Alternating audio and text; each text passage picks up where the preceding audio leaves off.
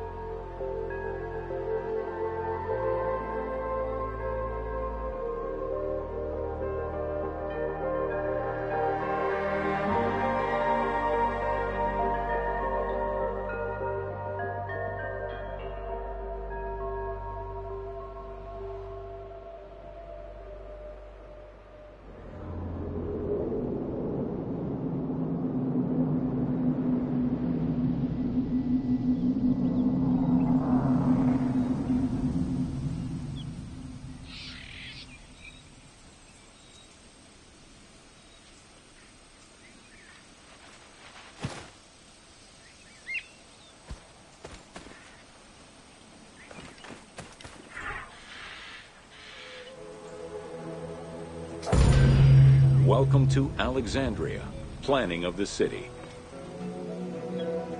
Alexander's plan to build his great city began with a verse from Homer's Odyssey. There is, in front of Egypt, in the sea with many swells, an island called Pharos. Guided by these clues, Alexander the Great founded his future city at the western end of the Nile Delta.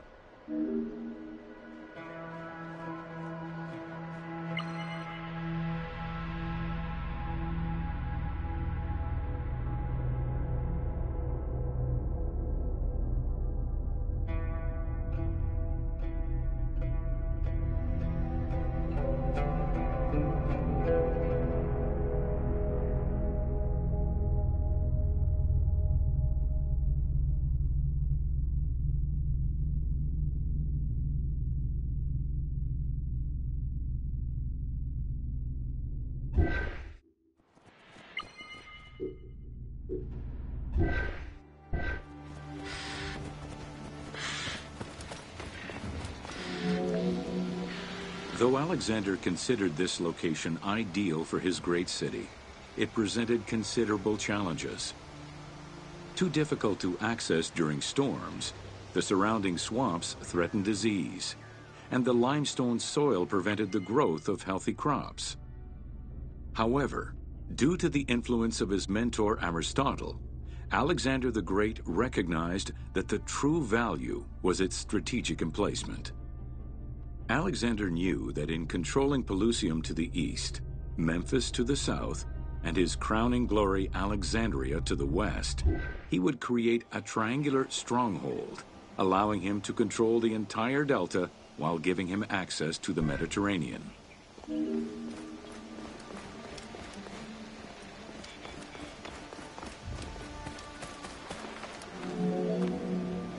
The Great Walls of Alexandria had a humble beginning. Lacking chalk to outline the future city's foundations, architects were forced to use flour instead. Clouds of migrating birds swept down and ate the flour, erasing the plans. This prompted Alexander to seek guidance from the oracles, who reassured him that his future city was destined to feed a large population.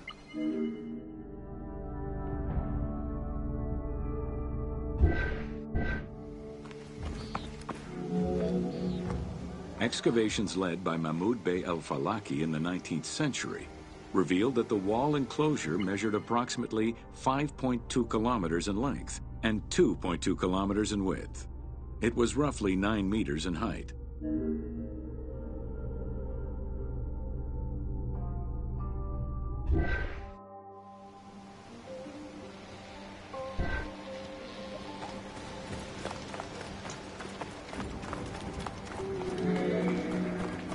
These formidable ancient walls would resist a number of attacks, including fending off the king of Syria in 169 BCE.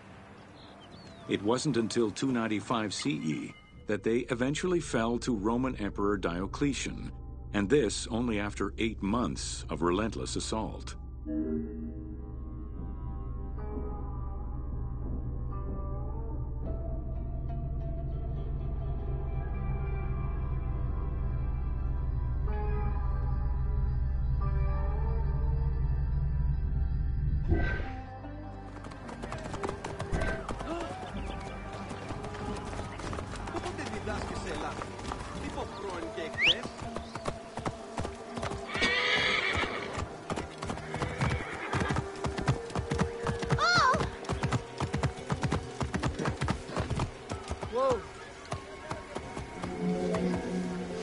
Alexandria's principal architect, Dinocrates, chose a Hippodamian grid plan.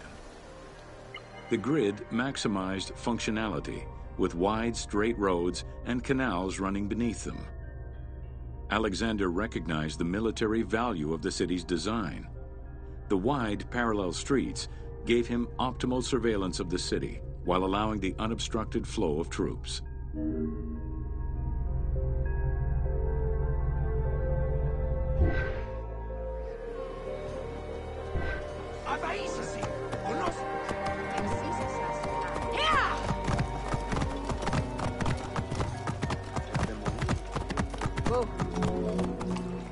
A central corridor ran from the Mediterranean's north port down to Lake Mareotis to the south.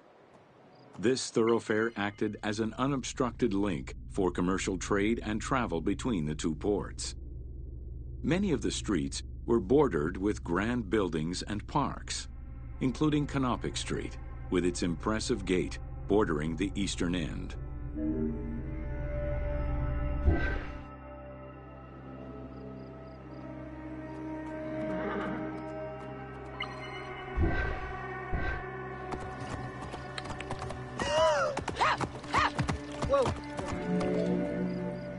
Alexandria was most likely built upon an already existing Egyptian village. Upon its completion, the Egyptians reviled the city, refusing to call it by its founder's name. Instead, they called it Raked, the building, as a mark of disdain, which was later Hellenized into Rakotis. Despite this, the name Alexandria would remain.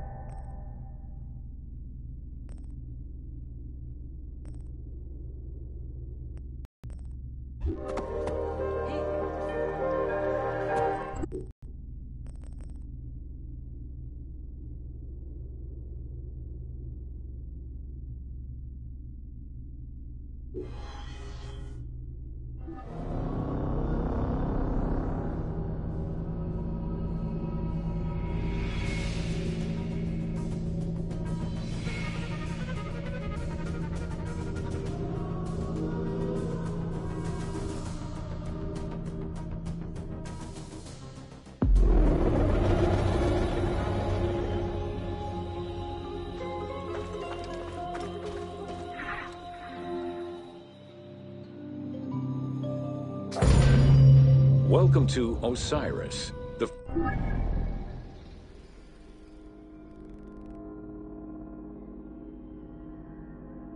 first mummy.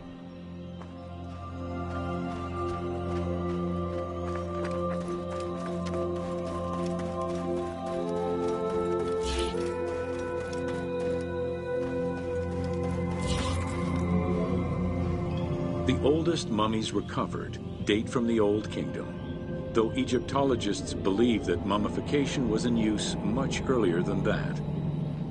At first, the body was mummified through environmental desiccation by leveraging the dryness of the environment and the heat of the climate. Early experimentations in mummification were conducted with the use of resin made from tree sap. Strips of linen were only used on some superficial parts of the epidermis of the hands or jaw.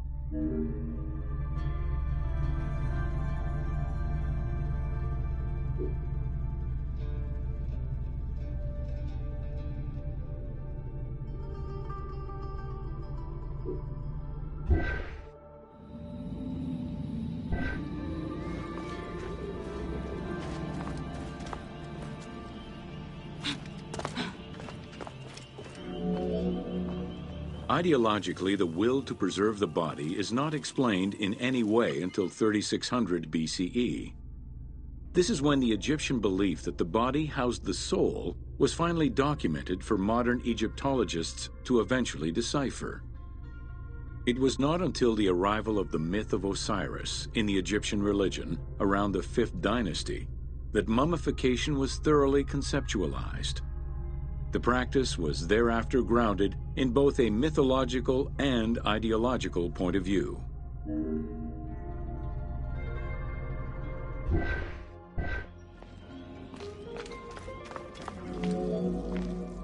Osiris was mainly known as the god of the dead and the god of resurrection. The most well-known Genesis myth concerning Osiris is that of his dismemberment.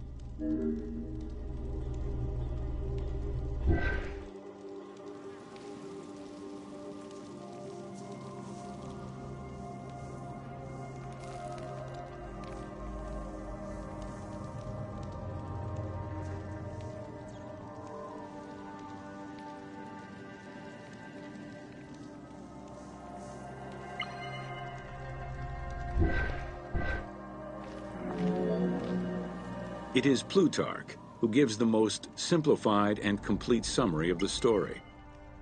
Within Egyptian mythology, Osiris represented the first king to rule Egypt. Jealous of his power, his brother Seth attempted to usurp his throne. After several unsuccessful attempts, Seth succeeded in killing his brother by dismembering him and scattering the pieces of his body all over Egypt. Isis, the Great of Magic, traveled all over Egypt in search of the pieces of her husband's body. After a long search, she recovered all the pieces save for his manhood, as it was eaten by a fish.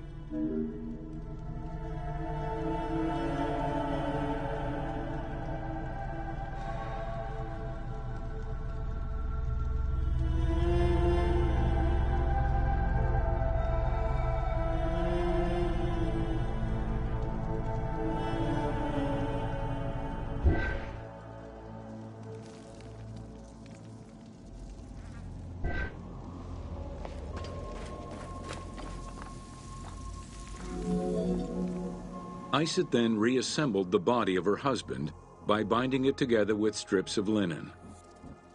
Aided by her sister Nephthys, another powerful magician, they gave Osiris the breath of life.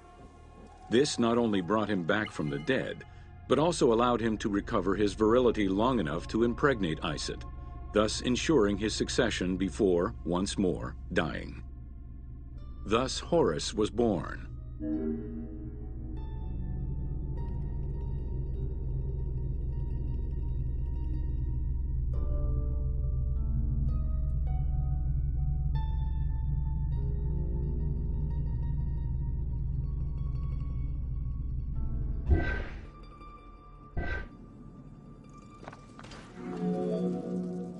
The ritual used to bring Osiris back to life essentially depicts how he became the first mummy. It is why, on the sarcophagi of kings, we often find Isis and Nephthys represented as the magicians who restore life to the deceased.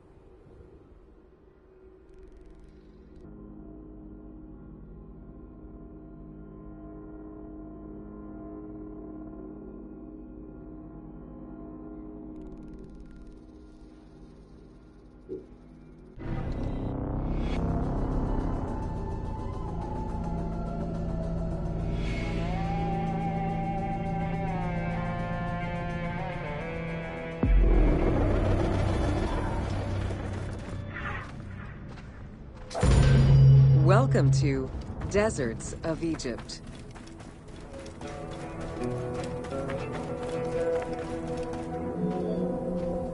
Reaching out on either side of the lush Nile are the harsh, arid Western Desert and the mountainous Eastern Desert. They cover nearly 94% of Egypt. Each of these parent deserts have their own microclimate and contain several smaller deserts with a distinctive fauna and flora. Whale fossils were discovered within the depths of the Sahara. Known as the Valley of the Whales, this location is evidence of the seas which once covered the area.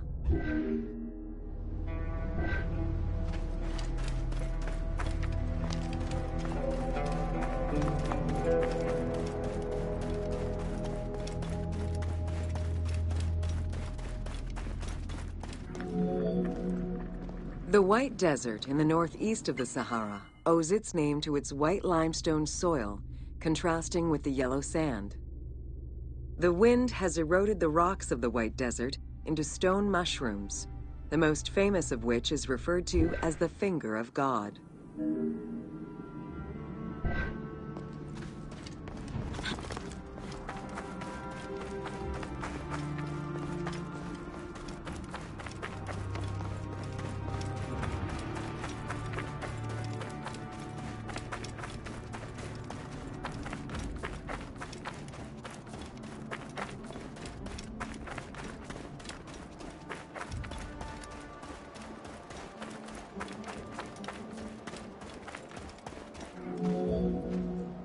The Great Sand Sea is a large unbroken desert that reaches out through western Egypt and eastern Libya. It is home to a unique geological formation known as Libyan silica glass. The pale yellowish-green material ranges from pebble-sized fragments to glass rocks the size of rough boulders.